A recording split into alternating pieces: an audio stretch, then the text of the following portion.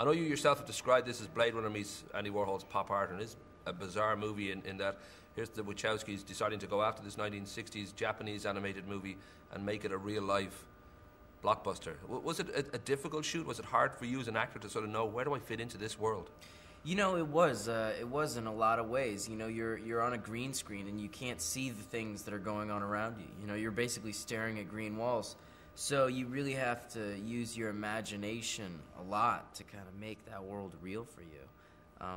So it's a challenge, you know, and it has its ups and its downs, but fortunately we had a really great cast and crew that we all kind of bonded. And you know, the good thing about the Wachowski Brothers is that, you know, when they shoot their movies, they like to throw parties like every weekend almost.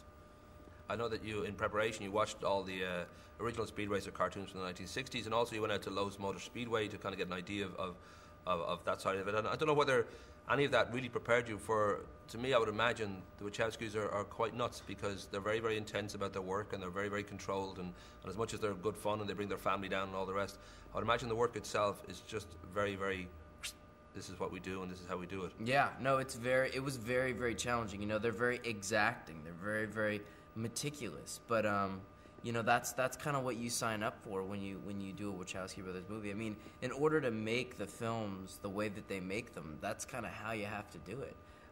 You know, when you're working with such specific technical effects, you know, any slight kind of deviation or error could, you know, throw the whole thing off. I know that they've the budget is rumored to be about $100 million. I'm guessing the length of time it's taken to get this to the screen, and different writers, and Tom Cruise is involved at one stage, Nicolas Cage, lots of different people always wanted to get this movie up on screen. There's an $80 million marketing campaign, McDonald's and Lego and Target and everybody involved. For you, is that sort of easy to sort of sit with and think, well, I'm at the center of this huge monster of expectation?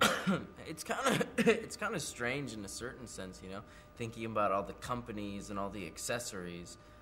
So I try to just think about the film on its own, and the other stuff is kind of like side things, you know.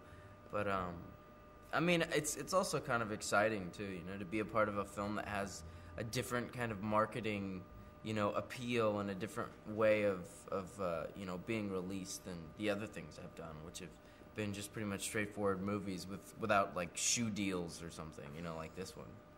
Well, good old Joel Silver, he's always looking for a good franchise, and this would certainly have the potential to be a franchise. And I'm guessing you signed on for maybe 2 or 3 more. I don't know what way that works. 2 more. The way a lot of these contracts work these days, if you do, you know, what could potentially be like a summer franchise, you usually sign on for 3.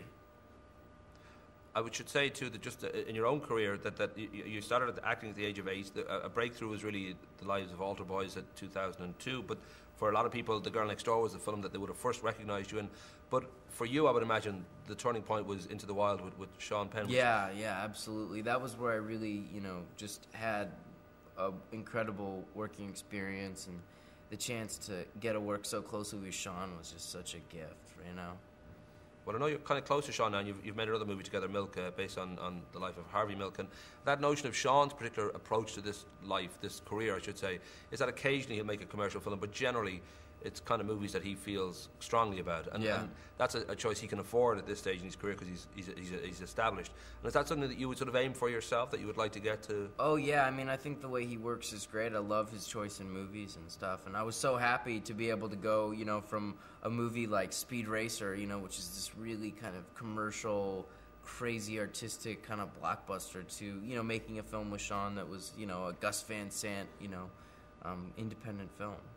The one thing that a lot of people were gobsmacked about was the fact that Into the Wild only got 2 Oscar nominations. It got quite a few other wins and a few other nominations in other areas, but it did seem like, given the work that you had put in and certainly the work that Sean had put in and many of the people involved, I don't know whether you, when you heard that, whether you were genuinely taken aback or whether you kind of braced yourself for that sort of disappointment. I mean, I think you always kind of brace yourself. I think you always need to learn to manage expectations, and I think that, you know, a sense of entitlement is always unhealthy. In terms of anything like that. So, you know, I mean, it's fine. You know, I mean, I think that it's way healthier not to have any kind of sense of entitlement.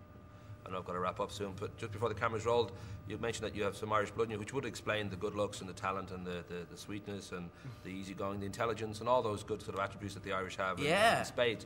Have you any idea where it might be? I know we get around a bit. We tend to impregnate just about everybody in every part of the world. I think I'm dark Irish, and I don't know which side. Maybe the side of my family, the Davenport side of my family, it might have been. So you might own a castle or something. You don't know. Oh. I'll check that out for you. I'll just check. It's loose Davenport castles knocking around. Yeah. Rock and roll. Be giving the friendly finger to wrap up. Oh, thank you. Nice to talk to you, very much. sir. Nice talking to you.